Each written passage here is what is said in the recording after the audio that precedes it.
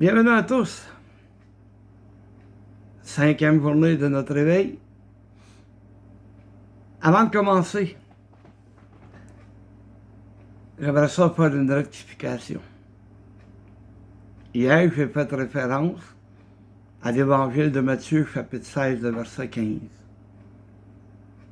Mais je me suis trompé. C'est dans Matthieu 18, le verset 15. Alors que Jésus expliquait comment réagir, comment agir lorsqu'un frère ou une sœur nous offense. Et je voulais rectifier la chose avec vous. Aujourd'hui, notre texte va être pris dans le livre de Josué, à partir du verset 5. Si le vengeur de sang le poursuit, ils ne livreront point le meurtrier entre ses mains, car c'est sans vouloir qu'il a tué son prochain, et sans avoir été auparavant son ennemi. Il restera dans cette ville jusqu'à ce qu'il ait comparu devant l'Assemblée pour être jugé, jusqu'à la mort du souverain sacrificateur alors en fonction. À cette époque, le meurtrier s'en retournera et rentrera dans sa ville et dans sa maison, dans la ville d'où il s'était enfui. Il consacrait Kedesh en Galilée, dans la montagne de Nephtali, Sichem dans la montagne d'Éphraïm, et Kirhath Harba, qui est Hébron jusqu'à la montagne de Juda. Et de l'autre côté du Jourdain, à l'orient de Jéricho, il choisit Bethsaïda dans le désert, dans la plaine, dans la tribu de Ruben, Ramoth en Galade, dans la tribu de Gad, et Golan en Bassan dans la tribu de Manassé. Telles furent les villes désignées pour tous les enfants d'Israël, et pour l'étranger en séjour au milieu d'eux, afin que celui qui aurait tué quelqu'un involontairement puisse s'y réfugier, et qu'il ne mourût pas de la main du vengeur de sang, avant d'avoir comparu devant l'Assemblée. Dieu demande à Josué d'établir des villes qui seront appelées des villes de refuge, au cas où quelqu'un aurait tué involontairement quelqu'un d'autre.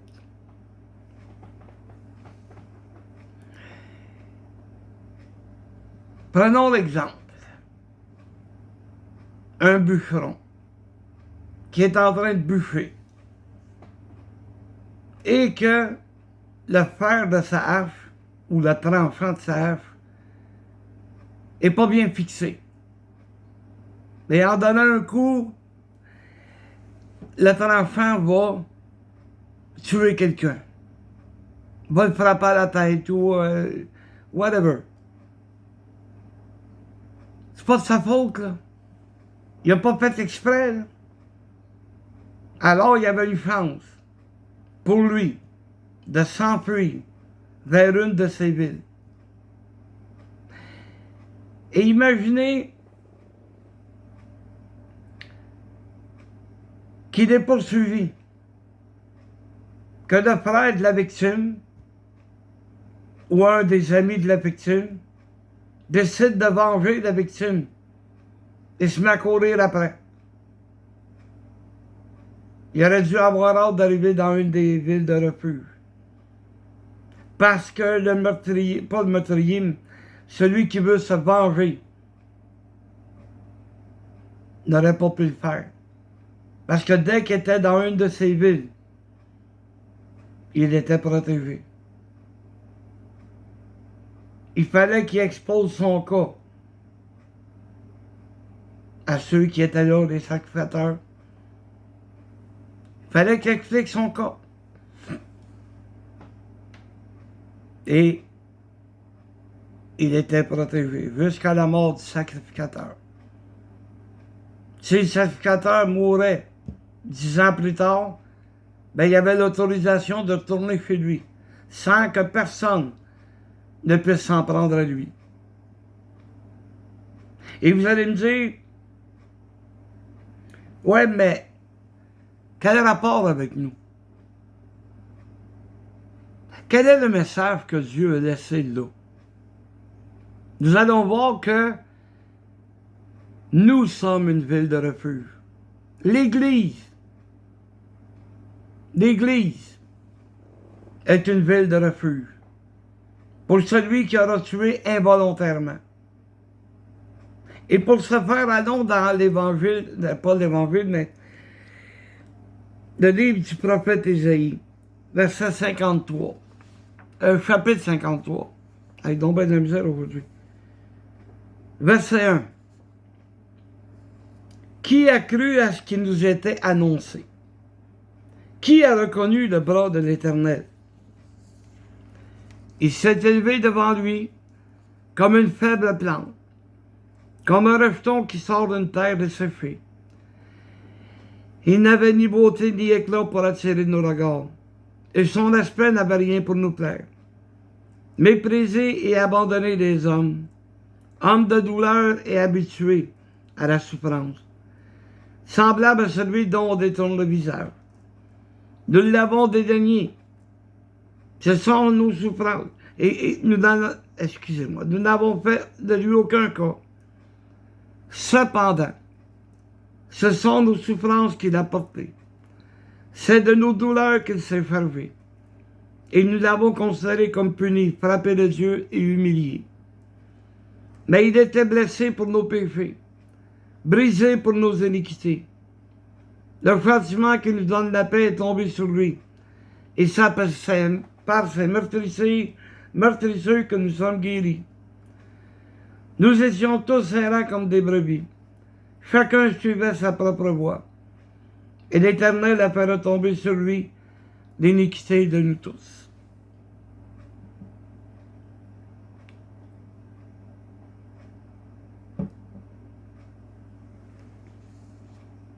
J'ai péché contre l'Éternel. Dans ma jeunesse, j'ai désobéi à une foule de commandements. J'ai désobéi à mes parents. J'ai été méchant.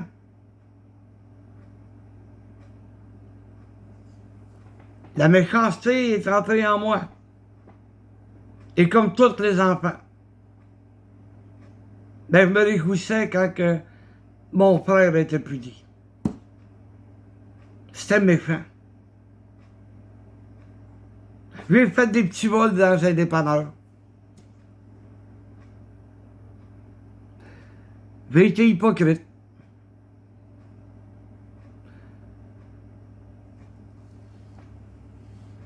J'ai fait des choses dont je ne suis pas fier.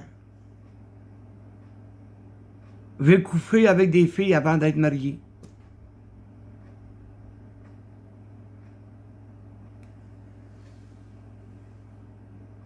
La colère me poussait à frapper des gens, à me battre si vous aimez mieux.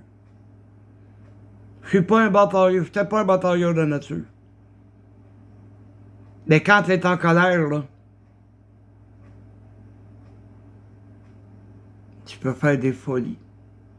Tu peux dire des bêtises. Tu peux dire des choses que tu regrettes par la suite. J'ai fait toutes ces choses. Et encore plus.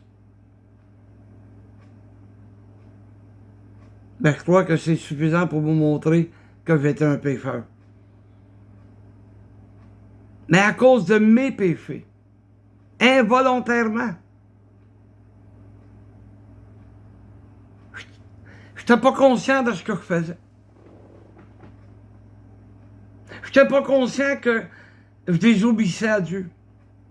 Je n'étais pas conscient qu'à cause de mes péchés, Jésus devait mourir sur la croix. Jésus est mort sur la croix. Celui dont les gens détournaient le regard. Celui qui avait ni beauté, ni éclat.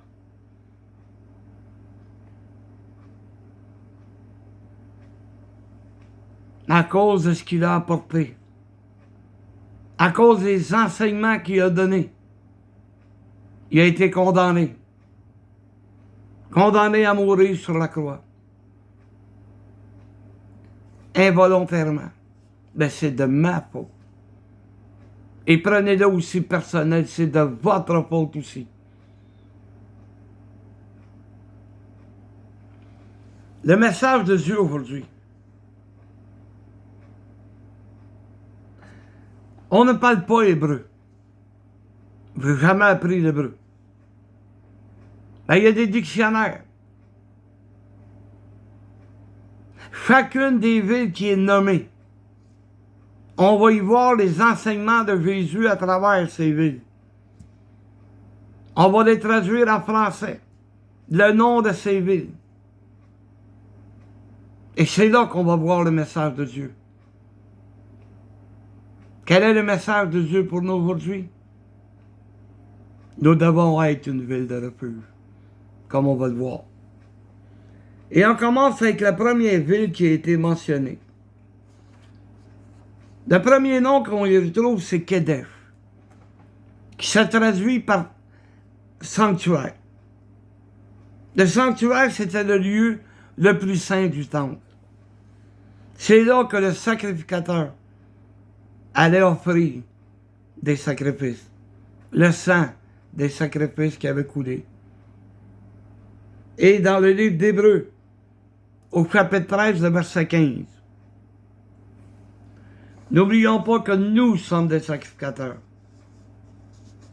Il est écrit, par lui, par Jésus, offrons sans cesse à Dieu un sacrifice de louange, c'est-à-dire le fruit de lèvres qui confesse son nom. Même si tu allais à l'épicerie, que tu demandais au boucher de te donner un agneau, et que tu l'offrais en sacrifice, c'est pas ça que Dieu demande. Jésus s'est offert en sacrifice, on n'a plus besoin d'en faire aujourd'hui. Offrons sans cesse à Dieu un sacrifice de louange. Le sacrifice de louange, c'est le fruit de lèvres qui confesse son nom. Lorsque quelqu'un accepte Jésus comme son sauveur, c'est un sacrifice de louange à Dieu. Le fait de prononcer le nom de Jésus, le fait d'avouer comment nous avons besoin de lui pour nous sauver, c'est ça le sacrifice que Dieu demande. Pas d'offrir un bœuf ou offrir un agneau. Le fruit des lèvres qui confesse son nom. Et le deuxième, et en passant, le sanctuaire de Dieu aujourd'hui, c'est l'Église. Parce que c'est là que les sacrifices sont à faire. La deuxième ville, c'est Sichem, qui veut dire épaule. À quoi ça sert une épaule? Pas juste à montrer notre force physique. Une épaule, ça sert à pleurer. Une épaule, c'est quand tu donnes un câlin à quelqu'un. Il vient appuyer sa tête sur ton épaule.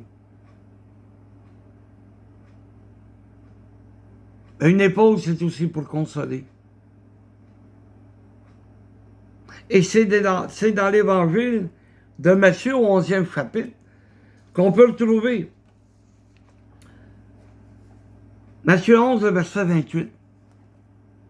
Venez à moi, vous tous qui êtes fatigués et chargés, et je vous donnerai du repos. Jésus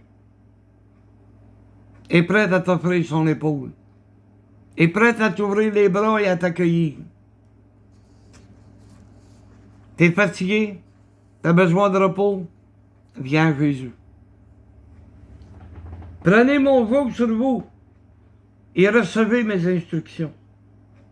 Car je suis doux et humble de cœur, et vous trouverez du repos pour vos âmes. Car mon joug est doux et mon fardeau est léger. Jésus ne te mettra pas d'autre pression sur tes épaules. Il a dit, déclare-toi. Son vogue. Un vogue, ça trouvait être des gros fosses de bois qui accrochaient après les bœufs pour que le bœuf tire la forêt, un exemple. Mais son vogue, il est léger. Il n'est pas censé te peser sur tes épaules. Mais combien de personnes n'avaient pas donné à Dieu, n'avaient pas donné à Jésus? Il a mieux avoir un joug que le diable a mis sur eux, au lieu de prendre le joug léger du Seigneur. Alors l'Église, encore là, peut intervenir.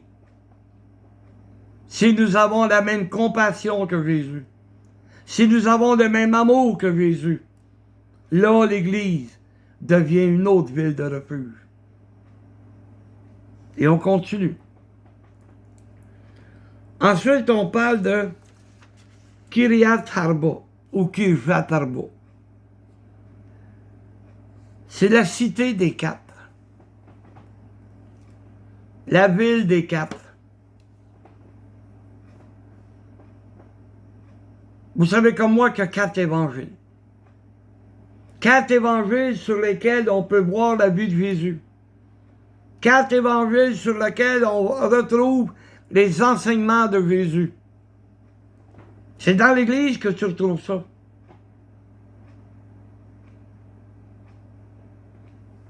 La cité des 4 évangiles.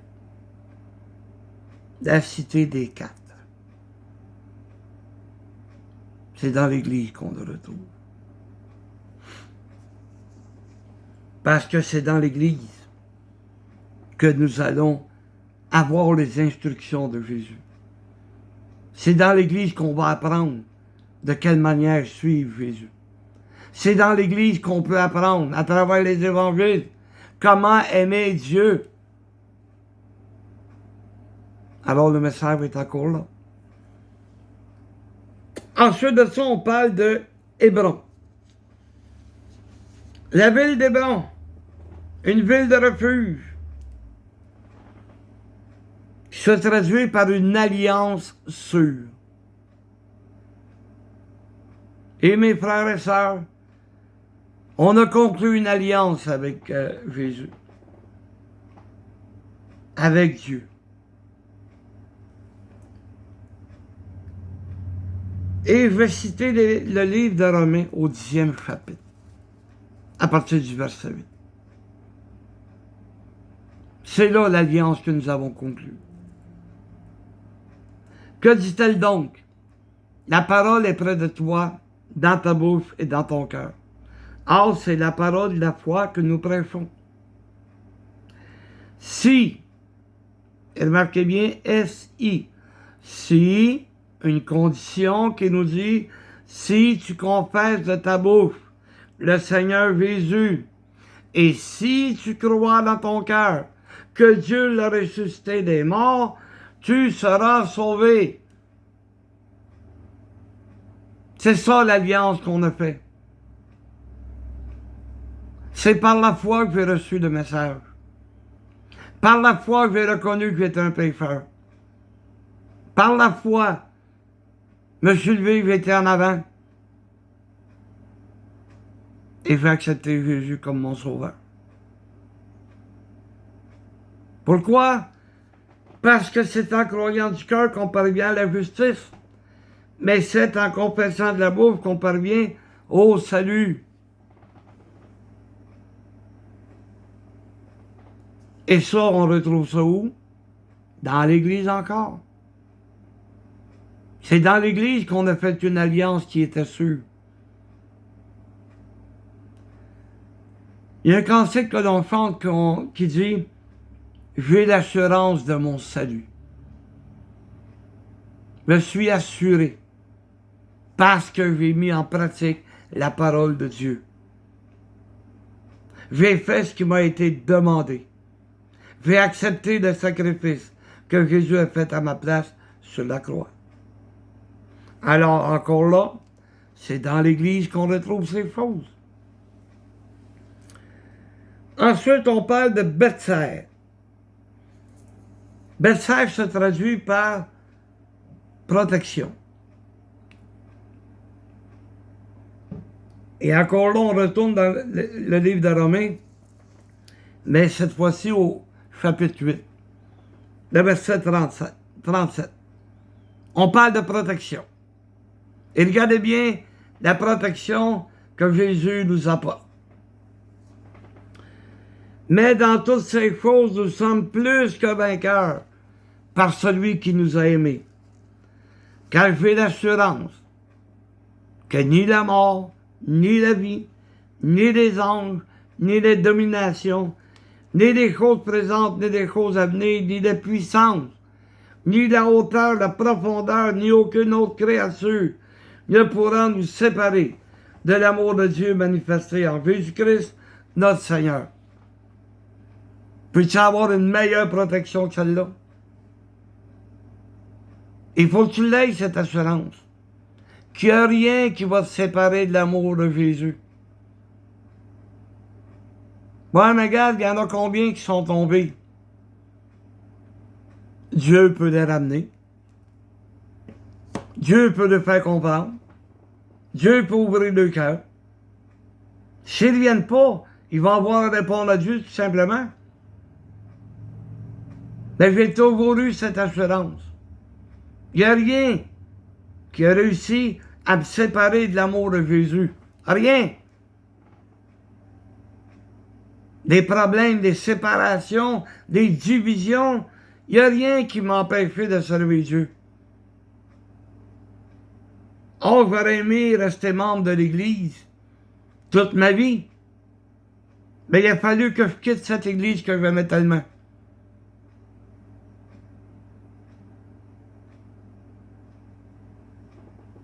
Mais je suis encore debout. J'ai encore cette assurance. Puis il n'y a rien qui va me séparer de l'amour de Jésus. Ni la mort, ni la vie, ni la maladie. Rien. J'appartiens à Dieu. J'aime Dieu. Je veux servir Dieu. Mais toi, est-ce que tu vas avoir cet amour? Si tu veux trouver cet amour pour Dieu, pour Jésus, pour le Saint-Esprit, il n'y a qu'une place que tu dois aller, à l'Église. La ville de refuge. La ville qui te protège. Comme le tueur, le meurtrier involontaire. Il était protégé. Mais nous aussi, nous avons cette protection. Et cette protection, c'est dans la ville d'Hébron.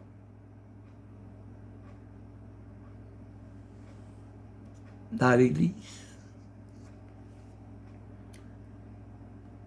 Et ensuite de ça, on parle de Ramoth.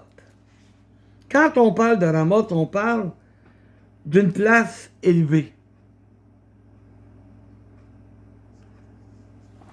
Vous savez, il nous a été promis d'être avec Jésus. Il a dit dans l'Évangile, Jean 14, « Je veux que là où je suis, vous y soyez aussi. » On peut-il avoir une place plus élevée? Où est Jésus? Présentement, il est auprès de Dieu. Et il a dit, je veux qu'il soit avec moi. D'autres que je vais, je veux qu'il soit avec moi. Peux-tu avoir une place plus élevée que celle-là?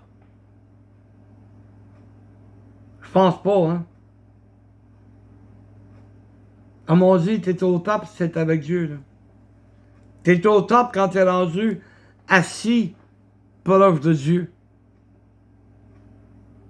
Et ça, frères et sœurs, dans l'Apocalypse 22, le verset 5. Vous allez voir qu'est-ce qui nous attend de cette place élevée. Il n'y aura plus de nuit. Ils n'auront besoin ni de lampe ni de lumière, parce que le Seigneur Dieu les éclairera. Ils régneront au siècle des siècles. Il me dit, ces paroles sont certaines et véritables. Et le Seigneur, le Dieu des esprits et des prophètes, a envoyé son ange pour montrer à ses serviteurs des choses qui doivent arriver bientôt. Oui. Et il termine en disant, et voici, je viens bientôt. Heureux celui qui garde les paroles de la prophétie de ce livre.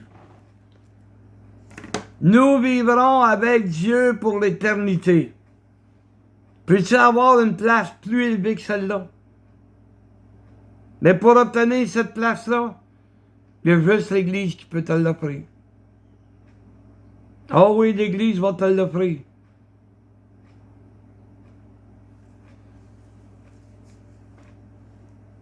Parce que Jésus a dit qu'il bâtirait son Église. Église qui veut dire assemblée. Et c'est dans l'Église qu'on va te montrer le plan de salut. Qu'on va t'enseigner le plan de salut. Tu vas nous trouver fatigués. Ben oui, parce qu'on prêche sur le plan de salut. On prêche contre les pécheurs. On prêche contre le péché. On essaye d'être un exemple. On essaye d'être une lumière. Et nous hériterons de cette place élevée que Jésus nous a promis. Et en terminant, on va parler de Golan. Golan qui veut dire exilé. Bon. L'Église, encore une fois, accueille les exilés. Et c'est Pierre qui nous explique ça. Pierre nous explique que nous sommes des exilés. Tous et chacun. Dans 1 Pierre 2, le verset 10. 1 Pierre 2, verset 10. Vous qui autrefois n'étiez pas un peuple, et qui maintenant êtes le peuple de Dieu. Vous qui n'aviez pas obtenu miséricorde, et qui maintenant avez obtenu miséricorde. On n'était pas le peuple de Dieu. On était complètement éloigné de Dieu. Complètement à côté de la traque, comme on dit l'expression chez nous. On n'était pas un peuple. On n'avait pas obtenu miséricorde. Mais nous, maintenant, nous avons obtenu miséricorde. Verset 11 qui dit, bien-aimés, je vous exhorte, c'est-à-dire je vous encourage, comme étrangers et voyageurs sur la terre, à vous abstenir des convoitises charnelles qui font la guerre à l'âme. Nous sommes des étrangers et des voyageurs sur la terre. Parce que notre place n'est pas sur la terre. Notre place va être auprès de Dieu. C'est pour ça que nous sommes des étrangers. Pour ça, nous sommes comme des voyageurs. On marche pour aller vers Dieu. Et le verset 12 qui dit, ayez au milieu des païens. OK. C'est quoi un païen? C'est un non-juif. Quand Pierre a adressé ces mots à l'Église, il y avait des Juifs. Alors il fallait qu'il leur fasse comprendre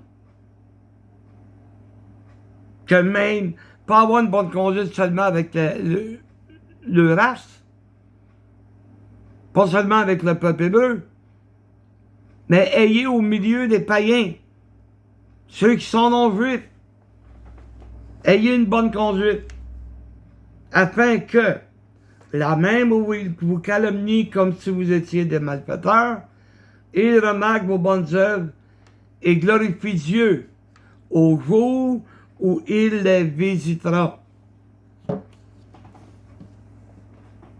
Dieu nous a visités un jour.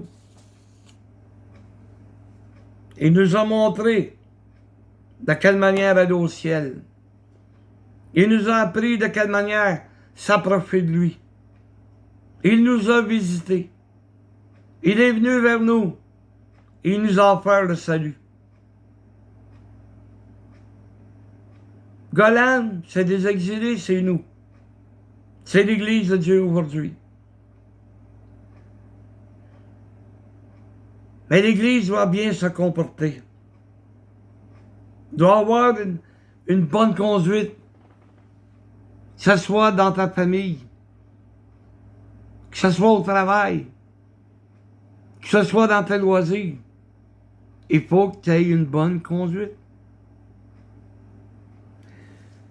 Je vais vous raconter une petite anecdote.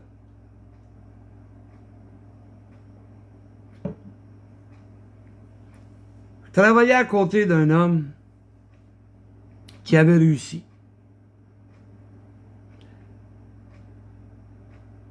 Et un jour, il nous apportait des feuilles à remplir. Le patron voulait qu'on remplisse une feuille avec des informations sur nous-mêmes.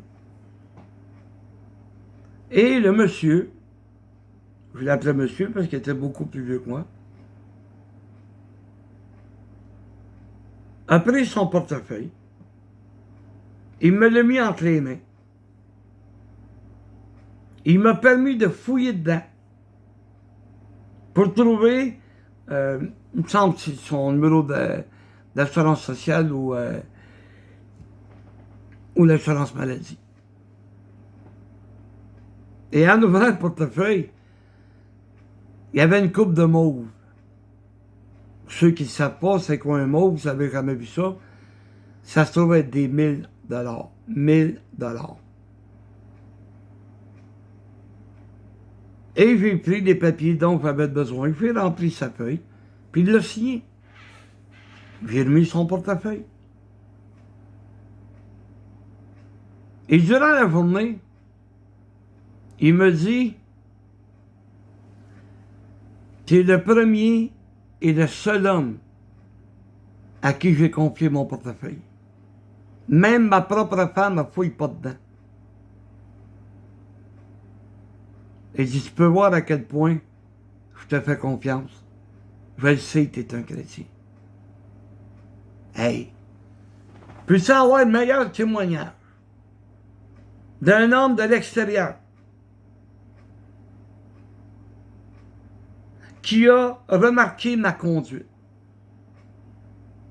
Il a remarqué que j'étais un chrétien à cause de mon comportement. Mais je n'ai pas toujours été comme ça, là. Ah non, non, non, non, non. Bon, vous en comptez une autre.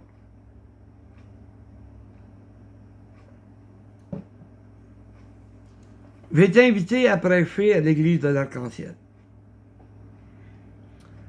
Et en chemin,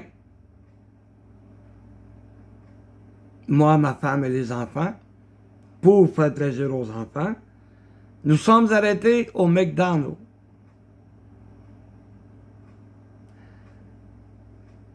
J'ai demandé pour moi-même 2 cheeseburgers, moutarde, oignon. J'ai commandé pour mes enfants et pour ma femme. Ensuite, on a été dans l'auto et je leur ai donné le lunch. Mais j'avais tellement faim que je n'ai même pas regardé ce qu'il y avait dedans. Et j'ai mordu dans un hamburger ketchup. Moi qui déteste le ketchup. Et me voilà en fureur. Ça se passera pas demain. J'ai pris le sac puis j'ai été voir la petite fille en dedans. Et j'ai commencé, comme qu'ils disent, pas beau à voir. J'étais pas beau à voir.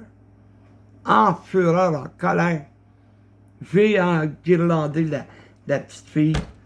J'ai donné un paquet de bêtises. Vous n'êtes pas capable de faire la différence entre la moutarde et du ketchup, puis en tout cas. La petite a dit, voulez-vous qu'on vous en fasse d'autres? J'ai dit non, donne-moi mon argent, puis c'est tout. J'ai été un mauvais témoignage. Puis le gros cave, avant qu'on faim, il n'a pas mangé, lui.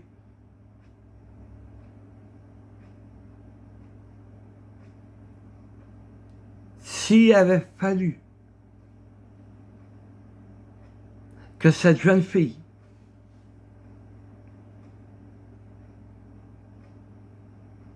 soit parent avec un frère ou une sœur, et que je la rencontre chez le frère, qu'est-ce qu'elle aurait pensé de moi? Qu'est-ce qu'elle pensait de moi?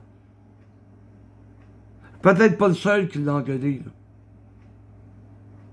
Mais moi, je n'avais pas le droit de l'engueuler. J'aurais dû laisser faire la colère, me calmer avant de rentrer, puis de lui dire, ben mademoiselle, il y a eu une erreur sur ma commande.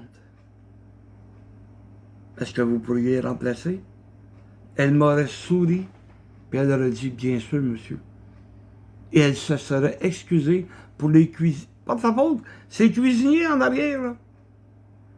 Elle se serait excusée pour eux. Donc, voyez-vous que la conduite, comment elle peut être importante? Un simple mot.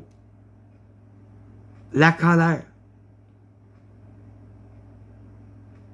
C'est pas représentatif de ce que Dieu demande que nous soyons. Priez pour moi. J'en ai besoin. Voyez que je ne suis pas parfait. Voyez que je suis encore un pécheur. Je commets des bêtises. Pour ça, j'ai besoin de vos prières. J'espère que ce message va vous aider. Que Dieu vous bénisse. Amen.